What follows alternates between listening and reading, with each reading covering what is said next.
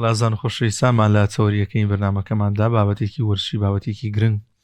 باز دەکەین باز لە وەرشی شاخەوانی و تێکەڵبوون بە نێو سروشت و شاخەکانی کوردستان و هەندێک جار وەرشەوانە و شاخەوانان دەچنە دەرەوەی کوردستانیش و ئاشنا ئەبن بە زۆرێ لە شاخ و ناوچە سروشتەکانی دیکەش. ئەمە تا چەند کاریگەری ئەبێ لەسەر جۆرە وەرشێک کە ناوە ئەنجام بدات. جیاوازی چییە لە نێوان کەسێک کە وەرشی شاخەوانی و پیادەوەڕەوی ئەنجام نەدا لەگەڵ کەسێک کە ئەنجامی دەدات و بەردەوام لە نێو شاخ و لە نێو کێ و ئەو سروشتە جوانەی کە هەیە و لەگەڵشیدا گرنگترین پێداویستیەکان چین بۆ کەسێک کە وەرشی شاخەوانی ئەنجام بدات بە نێو شاخ و ئەو شوێنە بەرزانە دابێت بۆی کە تووشی هیچ حاڵەتێکی نەخوازراو نەبێت و ئەگەیش توش بوو هەندێک شتی سەرەتایی پێبێ بۆی کە دوور بێت لەوەی کە حاڵەتەکەی زۆ بەرەو قورس بوون بڕۆ. ئێمە گفتوگۆی زیاتر دەکەین لەگەڵ میوانەکەمان بەڕێز کاک یاسر حەمە ساڵە شاخەوان. کاک یاسریان زۆر بەخێر بێ. خوا بەخێر بێ. ئەوانەی کە لەگەڵ سروشت و تێکەڵی سروشت دەبن هەمیشە یەکەم پرسیارمەوە ئەڵێم ئەم ساڵتان چۆن بوو؟ ئەوە ماشەڵڵا باران و سەوزایەکی زۆر هەبوو، جیاوازی هەبوو لەگەڵ ساڵانی ڕابردووە ئەو کێ و شاخ و سروشتە جوانە؟ وەڵا بە دڵنیاییەوە ئەم ساڵێکی زۆر جوان بوو بە تایبەتی بۆ ئەو کەسانەی کە بەرکەوتیان لەگەڵ سروشت و لەگەڵ شاخە هەیە زۆر پێی دڵخۆشن. ئێستا شکر بەخوا ئێستای تروردەوردە جوانیەکانی زیاتر دەرەکەوێت. بارانەکە لە زستانە باریەوە، بەڵام ئێستای تر جوانیەکانی ئەگەر کەسێک بێوێ ئەتوانێ پسێ سوود لەو جوانیەوەی کوردستان ببینێ بەڕاستی جوانە. من بۆ خۆم لە 2016ەوە دەستم کردووە بە وەرزش شاخەوانیەوە. لە سەرەتاوە لە شاخی گوێژەوە دەستم پێکرد لەگەڵ کۆمەڵی هاوڕێم کە پێشتر ئەوان ئەنجامی وەرزشی شاخەوانیان ئەنجامیان لە گوێژەیتر تێکەڵیان بووم و ئاشنایان بووم و لەگەڵیانە هەتا ئەم دەقەیە بەردەوامین ئیتر لە دوای گوێژە وردە سەرمان کێشا بۆ شاخە بەرزەکانی خۆمان و دواتر بۆ شاخەکانی وڵاتانی دەوروبەریش. جەنابەت وەک شاخەوانی درکی بەوە کردووە کە پێشووتر ئەگەر شاخەوانی نەکرد بێ پیادەڕۆی نەکرد بێ لەگەڵ ئێستادا کە پیادەڕۆیەکی شاخەوانێکی لە ڕووی جەستەریەوە لە ڕووی ماسوولکیەوە لە ڕووی دووربن لە هەندێک نەخۆشی و کۆمەڵشتەوە بە دڵنیاییەوە شاخەوانی سوودێکی زۆری تەندروستی هەیە، بەڵام بەڕاستی شاخەوانی هیوایەتە، یعنی بە وەرزش حساب ناکرێت. هەر لە دنیاشە تا ئێستا مناقەشە هەیە لەسەر ئەوەی کە ئایا هیوایەتە یا وەرزشە. سوودێکی وەرزشی زۆری هەیە، بەڵام شاخەوانی هیوایەتە. ئەگەر بچیتە ناو دنیای شاخەوانیەوە بەڕاستی شاخەوانی ژیانکردنە لە سروشتە لە چیاکانە. ئیتر ئەم جۆرە ژیانکردنە ئەگەر بتێ بە تەواوەتی و بە زانستی بیکەی پێویستێ بە هەم زانستە هەم کەلوپەلە. ئیتر خۆشبەختانەش لە لای خۆمان وردە هەم دەورات و هەم سیمینارات و ئەوانە کراوەتەوە. شاخەوانەکانمان زۆریان ڕاهێنانیان کردووە، زۆریان بە دروستی و بە زانستی شاخەوانی خۆیانەکەن وە هەوڵیشیان ناوە لە پاڵ زانستەکە کەلوپەلی باشی شاخەوانی پەیدا بکەن و بەکاری بێن. کاک یاسر، ئەگەر کەسێک تا ئێستا ئەنجامی نەدابێ ئەبێ بیر لە چی بکاتەوە چۆن دەست پێ بکە بۆی کە پیادەڕۆی لە شاخدا بکە؟ بەڵێ وڵات تۆ گەر بتوێ لە شاخەوانی لە سەرەتاوە دەست پێ بکەیت و بە دروستی و بەبێ کێشە بیکەی ئەبێ بەڕاستی جارێ لە شاخە ئازمەکانەوە دەست پێ بکەی بۆی سەرەتایەکی وات نەبێ کە چووی تووشی کێشە بیت و تر هەروازی دەبێت یان زۆر هیلاک بی یەکسەر بڵێ جارە هیزم ناچمەوە هەروازی دەبێن. بەڕاستی ئەبێ ئێمە لە سلێمانیا بەڕاستی خۆشبەختانە شاخی یۆ گوێژەمان هەیە، ئەتوانی لە گوێژەیە ڕاهێنان و خۆتی تا ئامادە بکەیت و اینجا سەرکێشی بۆ شاخەکانی دواتر بۆ بەرزتر دواتر ئەتوانی بۆ پیرەمەگرون و بۆ هەڵگورد و ئەگەر ئیشەڵا زانست و کەلوپەلەکەی هەبوو بچێ بۆ شاخی تریش. پێویستە بە گروپ ئەنجام بجرێت و ئێمە لەگەڵ گروپا بڕۆین یان خۆشمان ئەتوانین شاخڕەوەی ئەنجام بدەین؟ بەڵێ بە دنیاییەوە تۆ شاخەوانی ئیلابێ بە گروپ بێ بە تاکە کەسی شاخەوانی ناکرێت. بەڵێ یعنی تۆ بەتەنیا ئەچیتە شاخێک ڕوبەڕووی ئەنواع مەترسیە بیتەوە لەبەرەوە بەتەنیان ناکرێ وەک بەتەنیان ناکرێ ئەبێ بە شێوەیەکیش بیکەی لەگەڵ کەسێکیا بیکەی شارەزا بێ و بتوانن بەیەکەوە گەشتەکەتان تەواوکەن. کاگیاسە لە دەستپێکیش شاخەوانیدا ئەو پێداویستیانە چین کە پێویستە پێت بێت و بۆی کە گەشتێکی شاخەوانی ئەنجام دی. ئەوەی سەرەتا پێویست بێەوە تۆ پێڵاوی شاخەوانی بەڕاستی زۆر جیاوازە لەگەڵ پێڵاوێکی ئاساییەوە زەرورە پێڵاوێکی باشە پێ بێەوە لە شاخەوانیە پێی ئەوترێ دڵی دووەمی شاخەوانیانی جاسی جۆریشی تێناوە کاگیاسە بەڵێ ئەوە بە دڵنیایەوە ئیتر لە ئاستی شاخەوانەوەی وش لە وەرزەکانە گۆڕانکاری بەسەرایەت ئەو پێڵاوانە ئەوە پێڵاوی تایە بۆ شاخی تا 5,000 دەتوانی پێوی بڕۆی لەبەرەوە وا دروستکراوە چەند بەرێکی هەیە لە ناوە لە ناو بەفری زۆر و لە ناو بەرکەوتنی زۆرە هیچ کێشەیەکی نابێ زۆر ئەساسی یەکەم شت گرنگی بەوە بدرێت چکە پێوەستە بە قاچ بە دڵنیایە ناڵم ناومان ناو دڵی دووەمی شاخەوان تۆگەر پێڵاوکەت پێویست نەبوو وەک وایە دڵ لە پێویست نەبێ ڕاستە بەڵێ ئیترە دواتر جلو بەرگێکی وا بێ کە بە ئاسانی تایە هەڵس و کەوتکەی یعنی جلو بەرگێکیش پێویستە تۆ بەڕاحەتی هەڵس و کەوتی تیا بکەی دواتریژی ترەوە کڵاوە ئاینەکە و دەستکێشە و اینجا ئەم باتومانەیە بە تاکید باتومیش زۆر گرنگە بۆ شاخەوانی ئەو گۆچانی بە کوردەواری خۆمان بڵین گۆچانە ئەم گۆچانانە بێدوو دانەوە پێ بێ ئەگەر بەزانستی بەڵێ بە دڵنیاوە بێ هەردووکیشی بەکاربێنی چونکە بە تاک ناکرێ هەمانە زۆرمان هەیە یەکدانە بەکارێنێ بەڵام لە ڕووی زانستیەکەوە بێ دوان بێ ئەگەر بە زانستی بەکاری بێنیت و وەک پێویست تایمی باتومەکان بیت ئەتوانی 130 بۆ 35 کێشی لەشتی پێکەم کەیتەوە ینی هاوکارێکی باشە بۆ سەرکەوتن و بە هەمان شێش بۆ دابەزی ئەم بابەتان و ئەم پێداویستانی کێسا لە ستۆدیۆیە زۆرن بێگومان گەشتێکیش بۆ گەشتێک جیاوازی هەیە تۆ گەر بۆ شاخێکی نزم بڕۆی بێگومان جیاوازەلوی کە بۆ شاخێکی بەرز بچیت تا چەندێک گرنگە ئێمە بەپێی ئەو شوێنی کە بۆ یەچین ئەو پێداویستیانە لەگەڵ خۆمانە بەرین خۆی تۆ کە ئیتر چیتە دنیای شاخەوانی وردە وردە خۆت سڕای چیە بێ ئەزانی چ شتێک کە ئایبەی لێت هەبێ بە بەڵات چ شتێکیشە پێویستە زەرورە پێت بێ بە تاقیشێکیتەوە شاخەوانی بە ئەزمون ئەو شاخەوانەیە کە ئازانێ بۆ کوێ با و چییە با لەگەڵ خۆیە ئەمە جاریوا بۆ کاتی خۆی کە سەرەتا دەستمان کردو بە شاخەوانی وامان نزانێت تا کۆڵەکەمان گەورە بێ و ئەوە بێ باشە و تا کەلوپەلمان زۆر پێ بێ نابەت ئاکسەوە تۆ زۆر جار ئەو کەلوپەلەی کە پێتە لەوێ کێشت بۆ دروستەکە ئەگەر کێشێکی زۆر ساباتێ بۆ نەکرد بێ بەڵێ کاگەسەم کەلوپەلانە چینێسە بۆ ئەو وینە ڕساسی دۆشەکە ئەو ڕساسیەوە ڕاخەرە ئەوە لەگەڵ ئەو خێمەیە و لەگەڵ کیسەخەوەکەی ئەوان تەواوکەری یەکەن ئەتوانی شەوێکی پێ بەڕێکەی لە شاخە لە سروشتە ئیترەوە ڕاخەرەکە بە شێوێ دروست کراوە دژە ئاوە و دژە سەرمایە و بە شێوەیەک لە شێوەکان ئەتوانی لە ناو حەزەکەی لە ناو 5 مەتر بەفرا لەسەری خۆ بۆ شەومانەوە ئەم جۆرە لە جانتایە هەموو پێداویستیانی تاجێ بێتەوە ئەوە کۆڵی یەک ڕۆژەیەوە کۆڵی یەک ڕۆژ بەڵێەوە بۆ شەومانە جانتاکی گەورەتریشمان پێویستە بە تاکید خۆسگەر باس لە کەلوپەلی شاخەوانی بکەی لەوانەیە لە میاد جێی نەبێتەوە گەر هەموو شتەکان بێت بەڵێ ئەبێت تا چەند گرنگانی ئەو کەلوپەلانی کە پێت هەمیشە وەزنیان سووک بێت ینی زۆر شت لە خۆت خڕ نەکەیتەوە من شاخەوانێکی زۆر قسە خۆشەوی تەماتۆشتمان بردووەیەکیان تەماتی زۆری نەوتێتی کاکە دوو تەماتە بەسە هەڵی گرین ئەنی مەوەسەوەی بێ شتەکانە دایم دوایەتەوە کەسانێک کە ئیتر یانوێ بچن بۆ ئەو شوێنانەی کە تااقەت و زە و کاتی زۆریەوێ بێ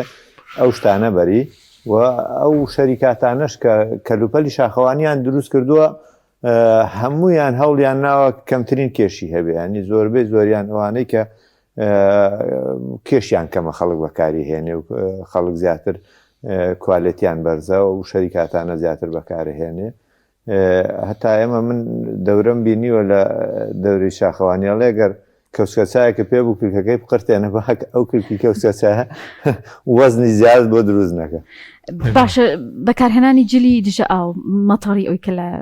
ناو خەڵکا باوە ئەمە پێویستەکە بۆ هەموو شاخڕەوەیە یان ئەگەر بۆ شوێنێکی زۆر سەخت بێزانیت بەفری لێ بە تایبەتی هەندێک ناوچەی کوردستان هەیە لە هاوینی شا هەستەکەی ها لە هەنێشون هێشتا هەر بەفری لێ ماوە ئەگەر تۆ زۆر بڕۆی ڕەنگە پێی بگەیت.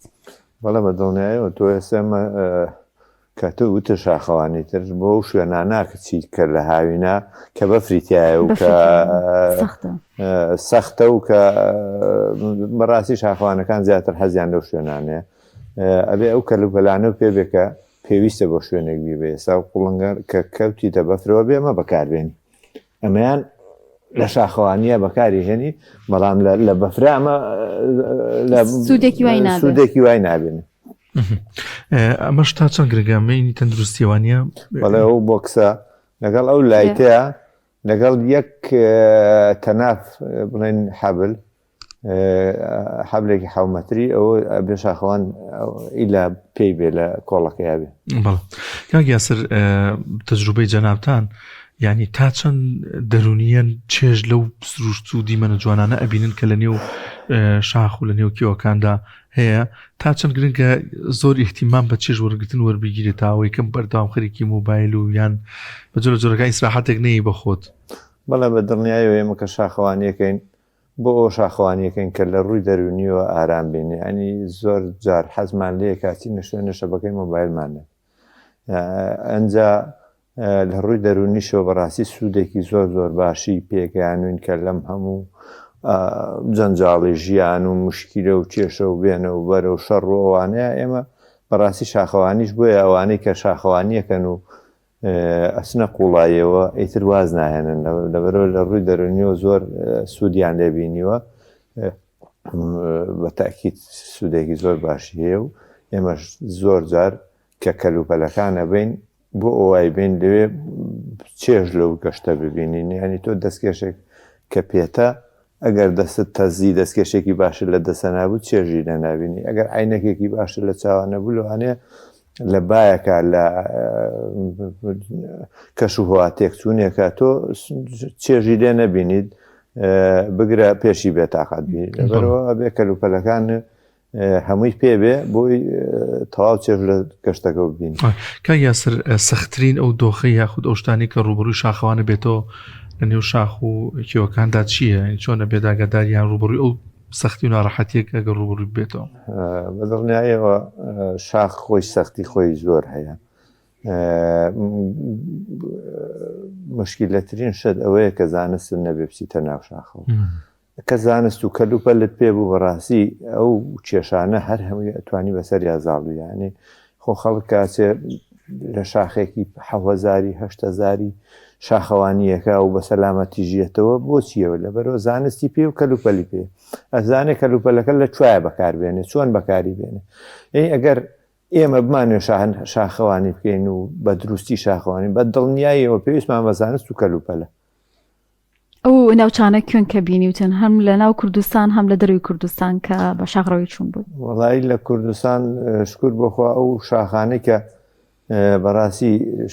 شاخە و ئیتر لۆگۆی لێ و شاخەوانەکان بۆیە چەند پێم وابێ هەموویم بینیوە لە دەرەوەی وڵاتیش چوومەتە شاخی 5600ەوە دەماوەندە 3000 چوومەتە سەبەلان چوومەتە تووچاڵ ئەمان هەمویان شاخی 5000ین لەخوا بەزای بێ سەختترینیان کامە بۆیان گەشتێک کە بیرە نەچێتەوە دەماوەند لەبەرەوەی کە شاخێکی گۆگردیە و ئۆکسسیژین کەمە بێتەوە لەبەرەوە ئەگەر زۆر خۆتە بۆ ئامادە نەکردێ زۆر عەزەتە ئەبێ ئەو ڕێنانانە چین پێشتر بیکی کاگیاس ئەبێت لە جەستەی خۆت ڕابینی و پشکنینی تەواو کردوێ کە ئامادەی جەستت ئامادەیە بۆ ئەو شاخە و ئیتر بەڕاستیش کە چوویتە ئەو شاخانە ئەبێ بزانی چۆنە ڕێیت وە چۆنیتەوە ئەگەر تۆ چیتە شاخێک ئۆکسسیجینی لێکەمە بێتەوە ئەتەوێت شەو بمێنیتەوە کەش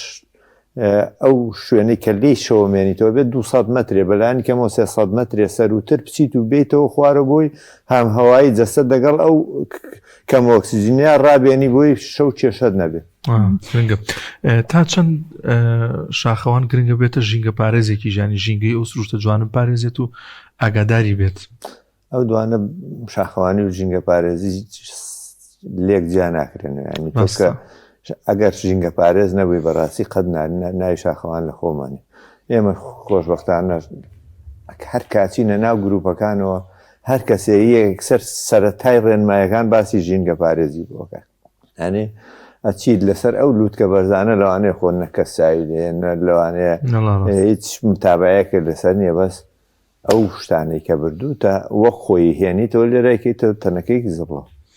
بەرپرسیارەتێکی ئەخلاقی شانی بۆ تۆ لەوێ ئاژەڵی کێوی هەیە هەندێک کەسێک کاچێتەوە سروشتە و سروشتە تێکەیان بەجۆر لە جۆرەکان عزیەتی ئەو گیانەوارانەدا کە ئەوان لەو سروشتەهی خۆیانە تۆکو شاغڕەکەچی زۆر گرنگە پارێزگاری لە ژینگە جوانە. تۆ میوانی لێوان سروشتەکەی خاوەن ماڵەکان میوانی ژەبێ بە دڵنیایەوە حساب بۆ خاوەن ماڵکە. باشەکە گیاسەر ئێمە لەگەڵ هەر ئەنجامدانی چالاکیەکی جستەیی ئیتر هەست بە برسێتیەکەین بۆ شاخ کە تۆ ئەڕۆی ماوەیەکی زۆرە پێچێ و زۆریش ئەجوڵی لەگەڵی بێگومان زیاتر برسێوی ئەو شتانە چینکەوە لەگەڵ خۆتانایی بن بۆی کە ئەو بڕخۆراکەتان بۆ پڕبکاتەوە کە پێویستانە. بە تاکیت خواردن بەشێکی گرنگە بۆ شاخەوانی ئەبێ ئەو خواردنانە بەریکە لە ڕووی قورسایە زۆر قورس نییە و ئەتوانی هەڵی بگریت وە وزەیەکی باشی شتیاتێ. ئەو خواردنانەی کە وزەی زۆرە بات و قورسە ئەو شاخەوانی بەڕاستی شاخەوانەکان هیچیان بەکاری نایەن زۆر خواردن هەیە وزەیەکی سەریعمانیاتێەوە شاخەوانی ژەبێ بە دایمی وردە شت خوا لە بەدەم ڕێگاکە بۆ نمونە گیرفانەکەی پڕبێ لە چەرەست بۆی بەدایمی وزە کە تۆ وزە لێڕوە وزەش وەرگریتەوە. کاگیاسر هیچ لە مێشتا هیچ شاخێگەیە هیچ شوێنێگەیە کە ینی ئاواتی پێ بخوازی بیبڕیت و پێی بگیت و مەسەن لەو شاخە یابیت. وەڵا بە دڵنیایەوی تر تۆ کە مەرحەلەکانە ڕۆیتر وردەوە دەتکاچیتە 5,000 حەزەکەی بچیتە 6 لە 6,000 بڕێ حەزەکەی بچی بە 7,000 بەزیتر بە پێی دەرفەت و زروف و تێچ و ئەوانە هەمووی حکومەکەن بۆ شتە جنەبە بە تاکید ئەچیتە گۆیژە حەزەکەی بچی بۆ پیرەمەرون کە چیتە پیرەمەرون حەزێ لە هەڵگوردە لە هەڵگوردە وەڵی چ شاخێکی تر بەرزە لێ نییە لە عێراق با بڕم بۆ دەرەوە بابسم بۆ تورکیاوە ئاراراتەیە ئەتوانی بە ئاسانی شاخەوانەکانمان زۆریانە چن وە لە ڕۆژەڵاتیش شاخی زۆر باشی تایە تا ئەم دەقەیە زۆربەی زۆرمان چوینە تاوانە هەشە تاک چۆتە شاخی 6,000 و 7,000 و ئەوانە بەڵامی تر پێم وانێ لەوە زیاتر ڕۆشت. سەختترینیان لە وڵاتیمەیە هەڵگوردە بەڵێ هەڵگورد 3,609 مەترە بەرزترینە بەرزترینە نەک سەختترین من سەختترینە ینی سەختترین لەوانێ بڵم پیرەمەرون لە هەڵگورد سەختترە با نزمتر بێ بەڵام سەخت لەبەر ئەو بەردوو بەردەڵانوانی ڕاستە. باشە لەگەڵ گۆڕانی کەش و هەوای لەگەڵ ئەو ڕووداوانی کە ڕۆێن بوون هەرسێنانێکە لە پڕ بارانبارینە بوونی بەفرێکی زۆرە خلیسکانە جاریوە کەسێکت لەگەڵایە تووشی گرفتێکە بێتەوە و تووشی ڕووداوێکە بێ ئەم حاڵەتانە ئەوە وەکو شاخەوان چۆن ڕوبەڕوێ بێنەوە. بەڵێ تۆ شاخەی بۆ یەچی و ئەو کەش و هەوایی کە پێشتر ساباتە لەسەر کردووە بێ بزانی بۆ ئەو کەلوبەلیشی ئەوەشی بۆ بەری بە دڵنیایەوە کە تۆ چوویتە شاخێکە بێ سابیەوە بکەیت کە لە کوێ ڕەنوو هەیە هەرسی بەفر هەیە ئەوانە هەیە ئەبێ بەو شوێنانیان نەڕۆی ئەگەر ڕۆشتیشی ئەبێ زۆر بە زانستی و لەگەڵ هاوڕێکان تا حساباتی تەواوی بۆ بکەی ئەنجا پیاە بڕۆی ئیتر کەلوپەلەکان کە پێتا ئەتوانی خۆت لە هەموو کارە ساتێکی سروشتی پارێز. ئەگە ڕووداوێکیش ڕوویە ئێوە چۆن مامەڵی لەگەڵاکەن بۆ نمونە ئەگەر کەسێک لێوە شتێکی بەسەر هات ئێوە توان لەو کاتەیە چی بکەن؟ بەڵێ بە دڵنیاییەوە بێت و ئەو شتانەی کە سەرەتاییە بۆی بکەی من خۆم دەورەی فریاگوزاری سەرەتایم بینی ئەمە زۆر گرنگە بۆ شاخەوان بەڕاستی بازێکیان بینیویانە ئەوە ئەگەر وەک پێویست نەبیت و لە سەرەتایە بە باشی مامەڵە لەگەڵ ئەو کە ئەو ڕووداوە نەکەی لەوانەیە کە شتی خراپتری لێ بێت. شاخەوە نەمیشە ئاشناژە بێ بە و گیاهبەهاری وها گوڵ و ئەوینانە لەوانەیە ئێمە زۆر جار نەیان بینین یان ئەوە لە بەرچاوی خۆتەوە بەشتێکی تر بێ. بەتاکید کە چوویتە سروشتەوەی تر هەموو ئاشنای هەموو گوڵ و گیا و دارەکانە بیت. من زۆر گژوجیا هەیە هەر نەمناسیەوە لە شاخەوانی ئێستا زانمە ئەمە گوڵی شرێرە ئەمە گوڵی نازانم چیە، هەر هەموو شتەکان وردەوردە پێی ئاشنابی بەڕاستی ئەوانش چێشتیاتی. یاسر جەنابە دەگەر ئێستا دابرین مەسەڵەن ئەم وەرشە لە ژیانتان نەبووایە با بڵێم وەرزش ئەم شاخەوانی و پیادەڕێوانە لە ژیانتان نەبووایە پێ دوا بوو جستەیەکی ترتە بوو ینی جوڵی جەستە جۆرێکی ترە بوو؟ بەتاکید دەسە لە سەر 100 کیلۆوە بوو. این کاتە لە ڕووی کێشیشەوە کێشڕێکیشەوە زۆر کاریگەری هەیە. ئەم وەرزشە زۆر سوودی پێگەیان و ئەگەر ئەم وەرزشە نەبووایە ئیتر نازانم چ شتێک کەمە دۆزیەوە بووی کە هەم جەستە و هەم خۆمی پێوە خەریک. کاک نەجاحی کامێرەمانە بینێ زانی و شاخەوانە بە جەستەیە. بەڵێ بەتاکید. کاک یاسر ئەو دەرفەت و بربەستانە چینکە لە بەردەم شاخەوانانە هەن وە گرنگە گەر دەرفەتێک هەبوو بتوان بەکاری بهێن بۆی کە زیاتر پەرە بەلایانی شاخەوانی بدرێەوە خەڵکی بۆ هاان بدرێ وەگەر بربەستێکیشێ چارەسەر بگرێ بۆی کە شاخەوانان زیاتر سوود لەم دەرفەتانە وەربگرن وەگەر ڕێگریەک هەیە لە بەردەمیانە چارەسەری بکەن. بەڵێ بەتاکید ئێستا حالیان لە سنووری سلێمانی و دەوروبەرە خەریکی ڕێخستنەوەی بواری شاخەوان بەڕاستی بمانەوێ نەمانەوێ بە حکمی شاخەوانی و بواری شاخەوانی بەرە و زیادبوون و بەرە زۆربوون ڕۆیوە خەریکە لە کۆنتترۆل دەرەچێ. ئێستا خۆشبەختانە لە سنوورەکەی بیرەوە کراوەتەوە یەک ڕێکخراوی شاخەوانی دروست بکرێەوە ئەو ڕێکخراوەش یاسا و ڕێسایی تایبەت بە شاخەوانی خۆی هەبێ و بە شێوەیەکی شاخەوانی بکەن کە زیانی بۆ لایەنە گشتی و ئەمنیەکەش نەبێ. ئەوە ئێستا ئیشی لەسەرەکرێ پێم وابێ لیژنەیەکی کاتی دروست کراوە بۆ ئەوی لەمە دووە هەموو شاخەوانەکان بچنە ئەو ڕێکخراوە تازێ و کۆنگرە بەستن و پەیڕە و پرۆگرامی خۆیانیان هەبێ و ئەدای شاخەوانی خۆیان بکەن. ئیتر ماوەتەوە سەر خۆشمان تا چەند بەرەو پیری ئەو کارە نوێیا بینەوە و چەندێک هاوکاری یەکتریە بین. بەڕاستی ئەوە زۆر زەرورە. دواتریش دەورات و سیمینارات و ئەو شتانەی کە پێویستە بۆ شاخەوانی ئەوێ ئیشی لەسەر بکرێ و بکرێت. کاس لە کۆتاییدا پەیامت چییە بۆ ئەو کەسانی کە گرنگە بە تەنیا یاخود بە نەشارەزایی شاخەوانی ئەنجام نەدەن؟ لە چەند ڕۆژی ڕابردوو دابینیمان لە سۆشیال میدیا کەسانێک تووشی پێکان تووشی حاڵەتی نەخوازراوە بوون چون بۆ گیاهبەهاریوانە ببێ نەشارەزای یاخود بە تەنیا چووە تیمێکی گەورە چوو بۆ ڕزگارکردنی لەوەی کە قاچیش کاوە بە تەنیاش کەس نەبوو لەگەڵیا بێت. ئەوە تا چەند گرنگە بە گروپێ وە شارەزای شوێنەکەش بیت. بەڵێ پرسیارەکە زۆر جوانە. بەڕاستی ئێستا لەم کاتەیە کە بەهارە و دەشت و دەرجوان و گیای بەهاری زۆرە بێ لە شاخەوانەکان خەڵکێکی زۆریش بۆیان کردۆست شاخەوانەکان. بەڕاستی من ڕێنماییم و من بۆ ئەو خەڵکانەوە بۆ شاخەوانەکانەوە بە تەنیا بە هیچ شێوەیەک نەچنە ناو سروشتەوە. ئەگەر شوێنەکە نزمیش بوو بە تاکید ئەبێ بە گروپ بڕۆن و لەگەڵ خەڵکی شارەزا بەتایبەت ئەو ناوچانەی کە مەترسی مینوانی لێیانی زۆر پیسەوریابی. بەڵێ ئێستا شاخەوانەکان خۆشبەختانە زۆربەی زۆری شاخەکان و ناوچەکان شارەزا بوو. نەزان لە توێش مین هەیە نییە بەڵام خەڵکێکی تر پێم وانیە بزانێ. هیوای سەرکەوتن بۆ بەڕێستە خوازین سپاس بۆ زانیاریەکان بە هیوای گەر کەسێک حەزی لێ بوو شاغڕۆی بکەوە هەوڵ با بەڕێگایەکی زانستی بووی کە دوور بێ لە هەر گرفتێک کە ڕوبەڕوێ بێتەوە بتوانێت سوود لەم چالاکیە ببینێ کەمە زۆر گرنگە بۆ لایانی جەستەی و دەرونی ئەمە جاتەوەری دۆمیشمان لەسەر شەکەتی دەرونیە. ئەمە بکەمە کۆتا پرسیار بۆ بەڕێستان کاریگەری هەیە لەسەر ئەوە؟ بەدڵنیایە شەکەتی دەرونی ئەگەر شاخ نەبێ ئەوەی ترشەکەتەبی ئەوەی ترشەکەتەبی. دکتۆر محەممەدی خانی ئەڵێ ئەگەر شاخەکان نەبێت داخەکانەمان کوژن. زۆر سپاس بۆ بەڕێز یاسر حەمەد ساڵح شاخەوان کە لەم تەوەرە لەگەڵمانە. خۆ بەخێر بێ.